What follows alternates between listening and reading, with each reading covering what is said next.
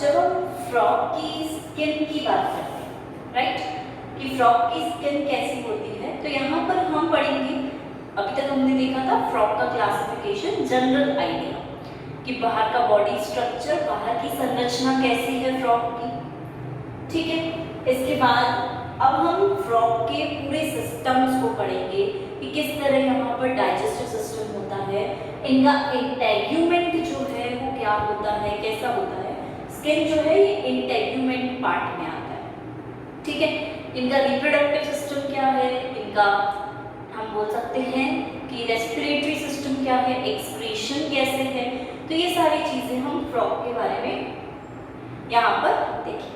इसके साथ हम इसका एंडोस्केलेटन, अंतःकंकाल जिसे हम बोलते हैं, वो भी यहाँ देखेंगे कि किस प्रकार होता है। स्कल होता है, फिर वर्टिब्रास होते हैं, और इसी के साथ हैंड्स लैंड्स में भी बोन्स होते हैं, तो वो एंडोस्केलेटन में आ जाता है।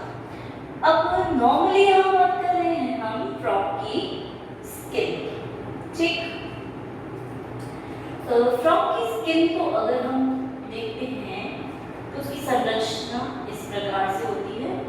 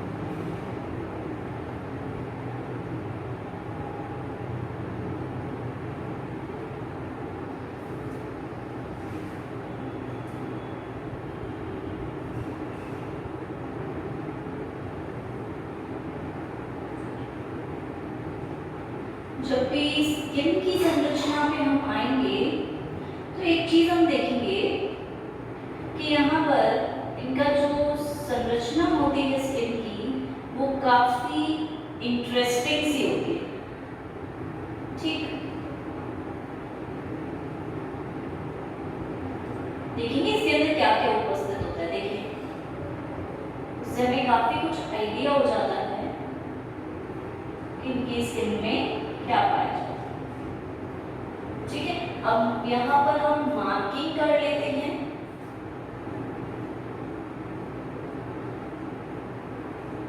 किस तरह से यहाँ पर संरचना है।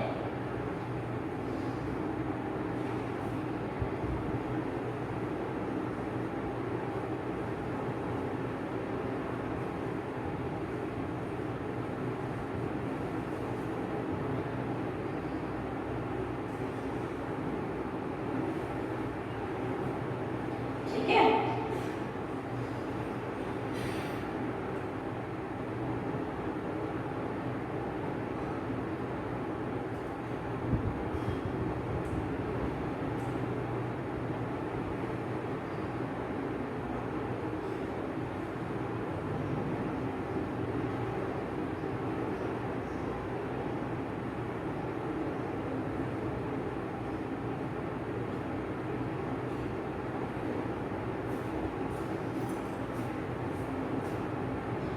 तरह से यहाँ पर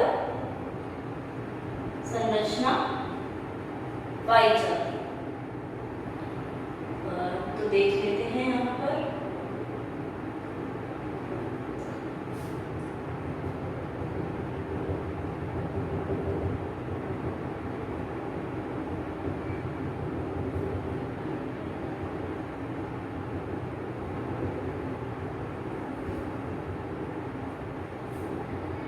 ठीक है, सबसे बाहर वाली जो संरचना होती है उसको हम बोलते हैं स्ट्रेटम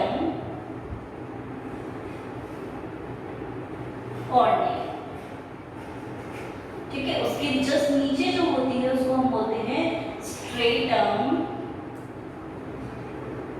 जर्मिनेटम। ठीक है, जर्मिनेटम। और यहाँ पर जो संरचना अटैच है इसको हम बोलते हैं बेसमेंट मेम्ब्रेन। ठीक है, बेसमेंट में है इसलिए बेसमेंट मेम्ब्रेन का नाम। ये हमारे हैं क्यूटेनियस ग्लैंड्स।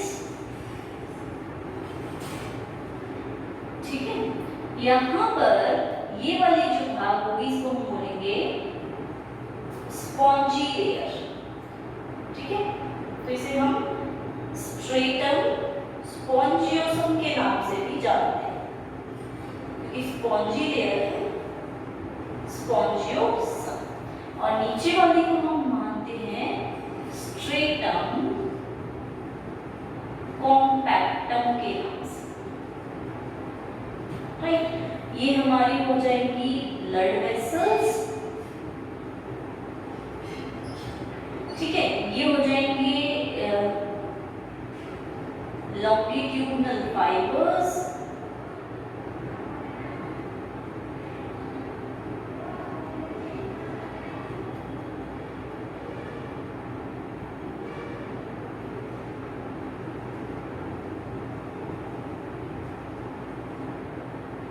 ठीक है, ये हो जाएंगे लैटिट्यूडिनल फाइबर्स।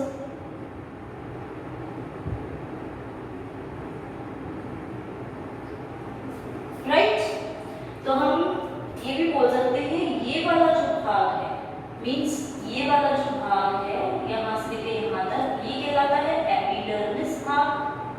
और नीचे वाला जो भाग है यहाँ से लेकर यहाँ तक ये कहलाता है हमारा डर्मिस भाग।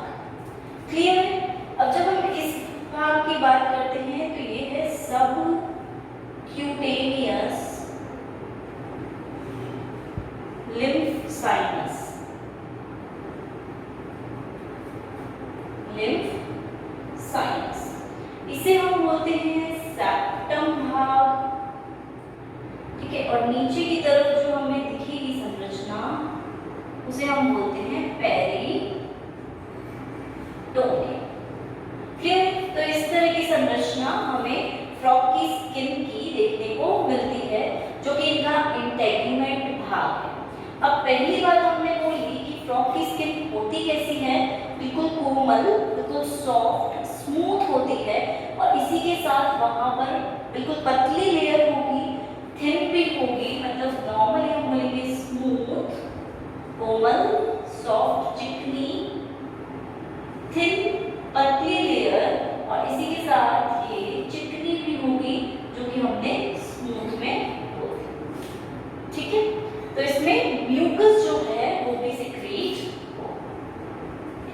ठीक है, अब क्योंकि हम बोल रहे हैं सबसे बाहर की तरफ क्या उपस्थित होता है, एपिडर्मिस भाग। ठीक है, तो एपिडर्मिस भाग को दो भागों में डिवाइड किया गया, स्ट्रेटम कॉर्नियम, स्ट्रेटम जर्मिनेटम।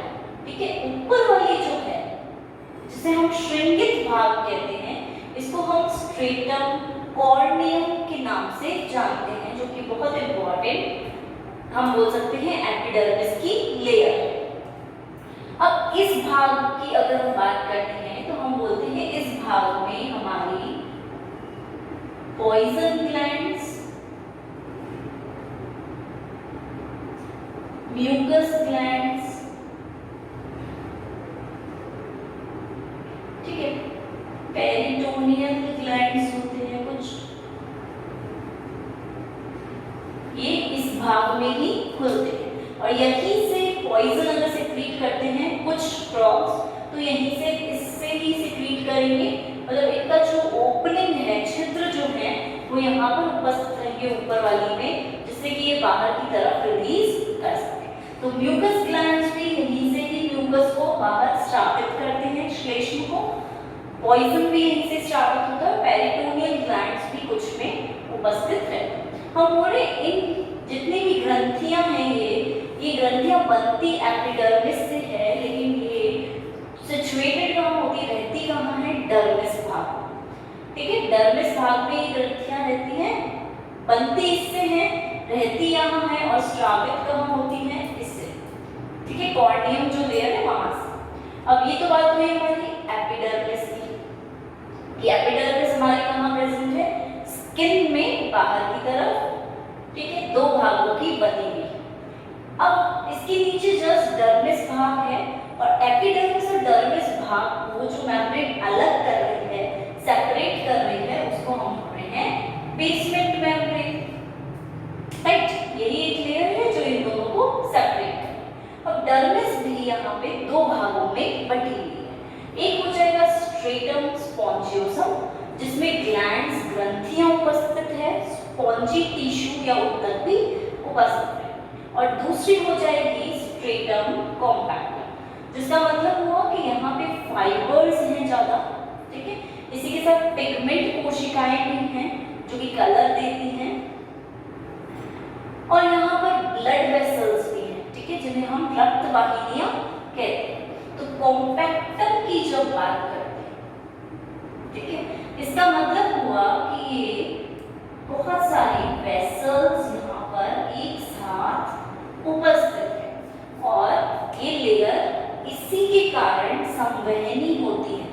हम बोलते हैं फ्रॉग की स्किन जो है वो संवहनी है। इसका मतलब ये हुआ कि वहाँ पे बहुत सारी वेसल्स हैं, और जब इन्हें प्रॉपर हम बोलते हैं कि एनवायरनमेंट नहीं मिलता है, तो ये स्किन से भी श्वसन करते हैं, श्वसन अंग की तरह होते हैं, रेस्पिरेटरी ऑर्गन की तरह होते हैं। इसीलिए ब्लड वेसल्स अच्छी खासी मात्रा में स्ट्रेटम कॉम्पैक्टम भाग में उपस्थित रहते हैं। तो होती है अधिक संवहनी होते हैं, क्योंकि ये श्वसन क्रिया को स्किन के द्वारा, त्वचा के द्वारा भी करते हैं। ठीक है, अब इसके जस्ट नीचे की तरफ यहाँ एक लिम्फ स्पेस होती है, जिसे हम बोलते हैं सबक्यूटेनियस लिम्फ साइनस। खाली जगह है, साइनस भाग इसलिए बोला। और नीचे की तरफ सेप्टम है जो कि डिवाइड कर रहा है। सेप्टम का मतलब क्या होता है, अलग करना, डिवाइड करना। तो इसके कारण सेल्स जो हैं वो अलग अलग हो रहे हैं। ठीक है, और नीचे की तरफ सबसे लास्ट में आ जाती है पेरी। अब हम बोलते हैं इनकी स्किन जो है बहुत म्यूकस सेक्रीट कर रही है, तो ये cutaneous glands, mucous glands, poison glands, ठीक है, यहाँ पर उपस्थित रहते हैं, जिनके द्वारा सिक्रीशन या स्राव होता है। एक चीज और कि हम यहाँ बोलते हैं इनके अंदर प्रॉपर्टी होती है कीमोफ्लेजिया। ठीक है, ये अपना इनकी जो त्वचा है उसका कलर, उसका रंग चेंज कर सकते हैं, बदल सकते हैं। तो रंग परिवर्तन के लिए यहाँ पर पिगमेंट सेल्स या कोशिकाएं उपस्थित होती हैं, जो कि लाइट के कांटेक्ट में आते हैं। प्रकाश अगर स्किन के कांटेक्ट में आता है तो उसके कारण वहाँ पर कलर में चेंजेस। तो पिगमेंट सेल्स भी यहाँ पर मेलेनोसाइट्स उपस्थित रहते हैं, और इसी के साथ यहाँ पे लिम्फोसाइट्स जो होते हैं ये भी यहाँ पर उपस्थित रहते हैं। एक और इंटरेस्टिंग चीज ये है कि इनके जो लेग्स होते हैं, राइट, जिनको हमने बोला है कि फोर लेग और हैंड लेग, लिम्ब्स जो होते हैं आगे भी और पीछे की तरफ, वहां पे भी कई जगह पे स्ट्रेटम कॉर्नियम टूटे टूटे भागों में व्यवस्थित रहती है। ठीक है, पूरी बॉडी पर तो है ही, पर वहां पर भी नाखून जो होते हैं उनके वहां पर उंगलियां जो होती है, फिंगर्स, फैलेंजेस जो होते हैं वहां पर उपस्थित रहती है स्ट्रेटम कॉर्नियम टूटे टूटे भाग में, अलग अलग तरीके से। वहां पर थोड़ी सी इस लेयर की ऑब्जर्वेशन देखी गई है। ठीक है, बाकी सबकी तो नहीं, लेकिन इस बाहर वाले लेयर की जरूर देखी गई है, और वहां पे रहने के कारण ये क्या करती है, एक वाटर के ऊपर तैरने के लिए प्रेरित करती है। सॉफ्ट है, यहाँ से म्यूकस सिक्रीट होगा, तो उसके कारण वो आसानी से वहां पर तैर सकते हैं। तो क्लियर है इसकी त्वचा कैसी है, किस तरह से इसमें डिस्ट्रीब्यूशन, ठीक है, ज्यादा मोटी नहीं है, थिन लेयर ही है और अत्यधिक संवहनी हम बोलते हैं, वेस्क्यूलर बहुत ज्यादा है। तो लिख सकते हैं हम इसके बारे में आसानी से।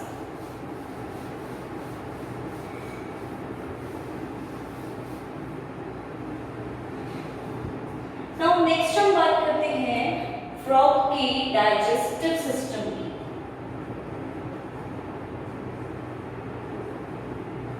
ठीक है, इनमें डाइजेस्टिव सिस्टम भी देखा जाता है। तो डाइजेस्टिव सिस्टम को हम पाचन तंत्र को या डाइजेशन को, ठीक है, इसको हम डाइजेशन भी बोल सकते हैं, पाचन, इसको हम दो भागों में विभक्त करते हैं। एक तो हमारा होता है कि डाइजेशन हो कहाँ रहा है, ठीक है, तो वो हो जाएगा हमारा पूरा डाइजेस्टिव पार्ट्स, ठीक है, डाइजेशन के लिए जो ऑर्गन्स हैं वो हो जाएंगे।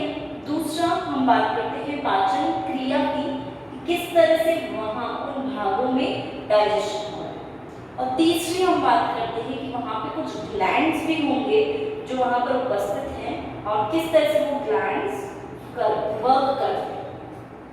तो एक बार हम इनका डाइजेस्टिव सिस्टम देख लेते हैं किस तरह से होता है।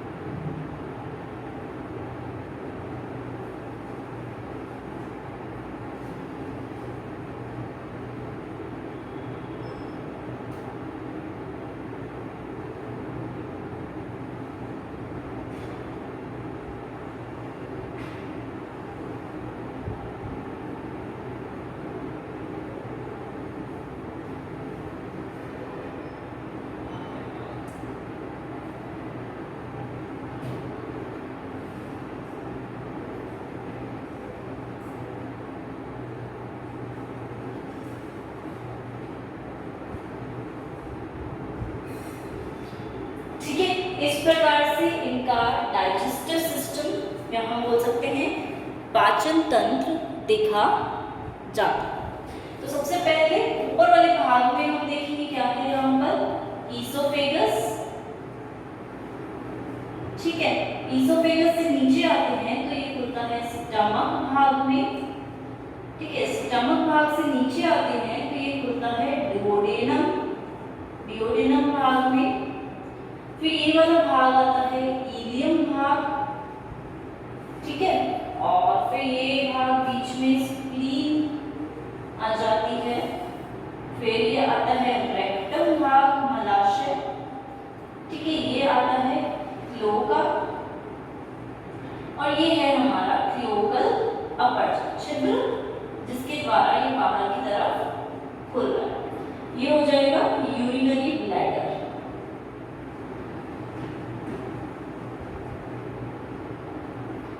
ठीक है, अब ये है लिवर और लिवर के बीच में ये जो है ये बाइल डक्ट होगी, या हेपेटिक डक्ट के नाम से भी जानते हैं। ये क्या हुआ, नीचे की तरफ जो है गॉल ब्लैडर,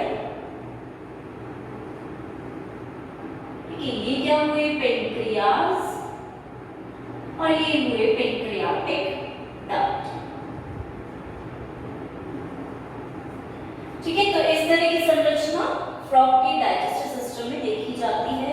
शुरू होगा माउथ से, मुख से, और एंड होगा क्लोकल अपर्च। ठीक है, ये डाइजेस्टिव सिस्टम है।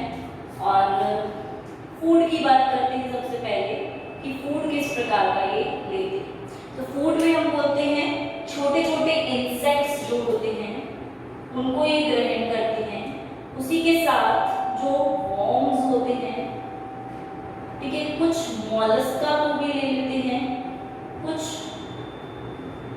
टोड्स या टेडपोल्स होंगे उनको भी ये खा सकते हैं, उनका भी भक्षण कर सकते हैं। तो जो छोटे छोटे जीव होंगे उनको ये आसानी से ले सकते हैं फूड में। और कई बार ये होता है कि इनके ही जो छोटे, ठीक है, यंग वन होते हैं, इनसे जो छोटे होते हैं उनको भी कई बार खा जाते हैं अगर इन्हें कोई ऑप्शन नहीं है। ठीक है, इसके अलावा ग्रास हॉपर्स पे बहुत अच्छे से फीड करते हैं, उन्हें लेते हैं as a food, as a भोज्य पदार्थ। राइट, दूसरी चीज, फूड कैसे ले रहे हैं, इनके माउथ में टंग उपस्थित रहती है, उस टंग के द्वारा ये फूड आसानी से कैच कर लेते हैं, पकड़ लेते हैं। ठीक, तो इस तरह की संरचना देखने को मिलेगी। अब बात करते हैं हम सबसे पहले डाइजेस्टिव सिस्टम। ठीक है, डाइजेस्टिव सिस्टम में सबसे पहला भाग आता है माउथ।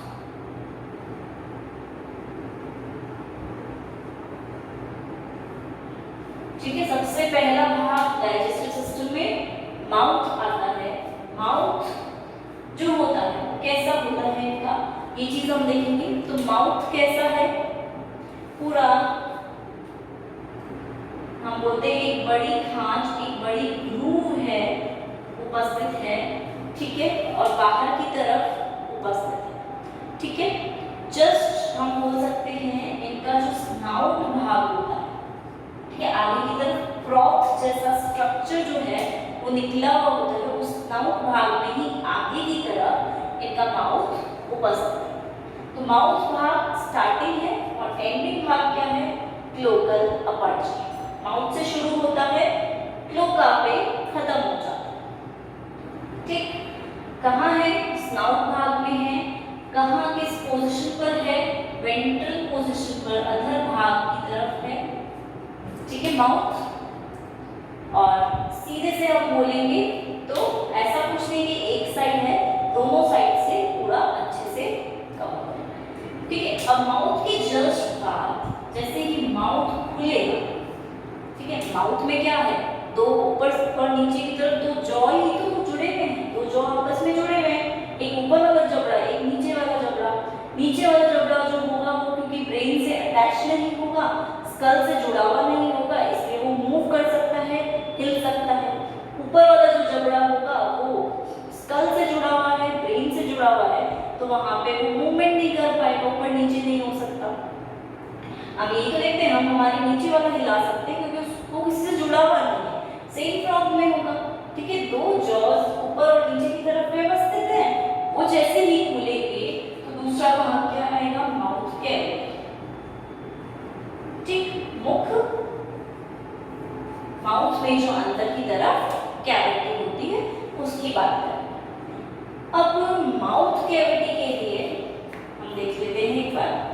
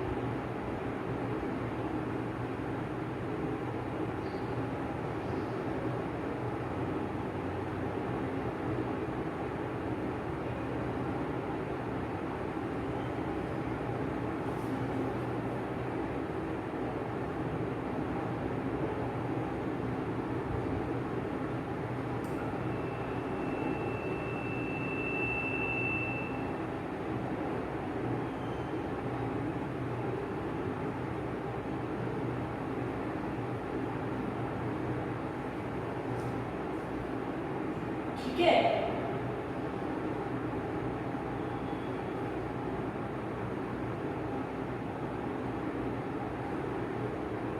कुछ इस तरह की संरचना हमें देखने को मिलेगी।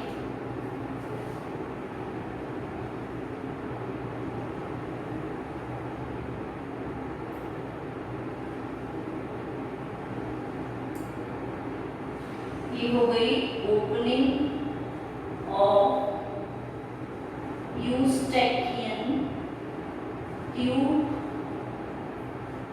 वोकल सैक, ठीक है।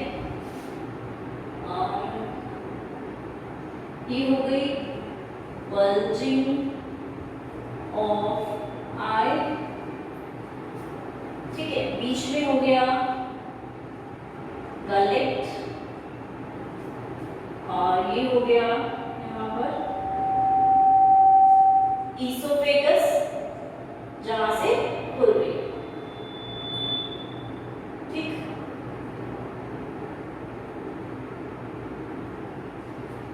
दूसरी चीज यहाँ पर हम देखेंगे फॉसा भाग होगा, ठीक है। यहाँ पर हम देखेंगे टीथ होते हैं, पोमेराइन टीथ, ठीक है। इस प्रकार से यहाँ पर टीथ उपस्थित रहते हैं। अब नीचे की तरफ अगर देखेंगे तो यहाँ पर टंगनुमा संरचना देखने को मिलेगी।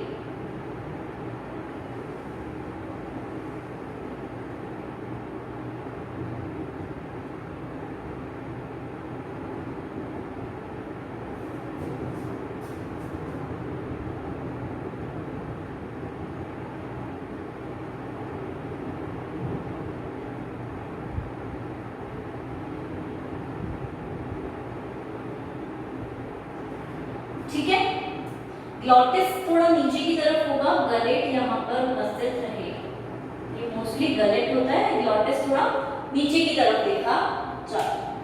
अब ये इस तरह की संरचना हमें देखने को मिली, जिसे हम बोलते हैं मुख कैविटी या माउथ कैविटी, ठीक है। अब क्योंकि माउथ डायरेक्ट कहाँ खुल रहा है, हमारी माउथ कैविटी में, तो खुलते ही हमें सबसे पहले क्या दिखेगा, यहाँ पर एक ऊपर और नीचे दोनों जॉज में टीथ देखने को मिलेंगे, दांत देखने को मिलेंगे। और इन दांतों की अगर हम बात करते हैं तो ये कैसे होते हैं, होमोडोंट प्रकार के, ठीक है। जिसका मतलब क्या हुआ कि यहाँ पर फ्रॉग में जो टीथ हैं वो कैसे हैं, सारे एक जैसे। होमो मींस समदंती हैं, ये सारे के सारे दांत इनके एक जैसे होते हैं। और अगर ये दांत आपस में घिस जाते हैं, ठीक है, इनमें आपस में घर्षण होता है, फ्रिक्शन होता है, तो ये दांत अगर टूट जाते हैं बाय चांस, तो क्या होगा, वो वापस से आ जाते हैं। इसका मतलब ये हुआ कि ये पॉलीफ्यूडोंट भी होते हैं,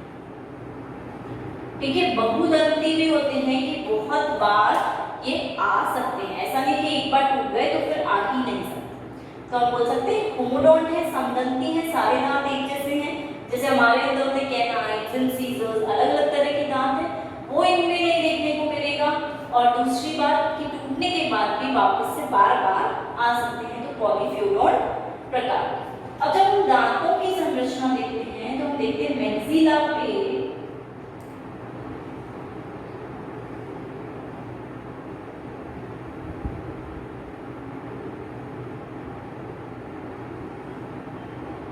इस तरह से अटैच, ठीक है।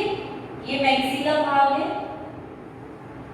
ये पल्प कैविटी है, जो ओपनिंग होती है जिसे हम बोलते हैं, यहाँ से होती है ओपनिंग पल्प कैविटी की। और नीचे की तरफ एक डेंटाइन भाग है, और डेंटाइन के बाहर इनेमल उपस्थित है। जिसका मतलब हम बोल सकते हैं कि दांतों को हम दो प्रकार से, मतलब एक दांत को हम दो टाइप में डिवाइड कर सकते हैं। जो नीचे की तरफ है उसे हम बोलेंगे बेस, आधार भाग, और जो ऊपर की तरफ है उसे हम बोलेंगे क्राउन भाग, जो कि पॉइंटेड होता है, नुकीला होता है, ठीक है। आधार और क्राउन। आधार भाग में बेस पे अटैच करना होता है, बेस जॉ पर, जबड़ों के बीच में सॉकेट बनाकर वहां पर जुड़े रहते हैं। और इनमें पल्प कैविटी उपस्थित है। वही अगर क्राउन की भाग करें, अगले भाग की बात करें जो ऊपर की तरफ आ रहा है वो डेंटाइन का बना होता है और इसके बाहर की तरफ इनेमल की लेयर उपस्थित है। तो इस तरह से टीथ का संरचना होती है और ये टीथ इस तरह से दो प्रकार के। एक और इंटरेस्टिंग चीज जो यहाँ देखने को मिलती है हमें कि टीथ हैं, ठीक है, उनके अलावा एक और वोमेराइन टीथ यहाँ उपस्थित रहते हैं जो कि क्योंकि वोमेरस भाग में पाए जाते हैं, ठीक है, इनकी प्रेजेंस जो है वो वोमेरस भाग में देखी जाती है, इसलिए हम इन टीथ को बोलते हैं वोमेराइन टीथ, ठीक है। तो इस तरह से अदर दूसरे प्रकार के टीथ भी, जैसे ही वो जबड़ा खोलेंगे, टीथ खोलेंगे, तो यहाँ हमें ये भी देखने को मिल सकता है। ऊपर की तरफ फॉसा है तो इसको हम बोलेंगे अपर जॉ और नीचे वाले को हम बोलेंगे लोअर जॉ, निचला जबड़ा और ऊपर वाला जबड़ा।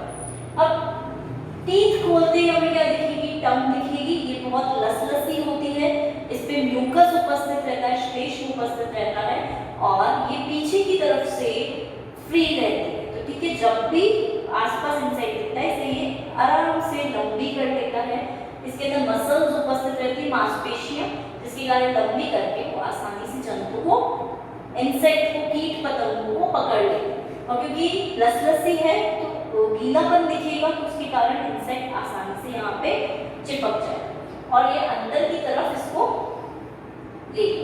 एक चीज और जो हम बोलते हैं, इनके पास टीथ हैं, दांत हैं, उपस्थित हैं, फिर भी इनमें हमें ये चीज देखने को मिलती है कि दांत होने के बावजूद भी ये जो जंतु है दांत से चबाते नहीं, डायरेक्ट निगल जाते हैं इंसेक्ट, ठीक है। ये चीज देखने को मिलती है माउथ कैविटी।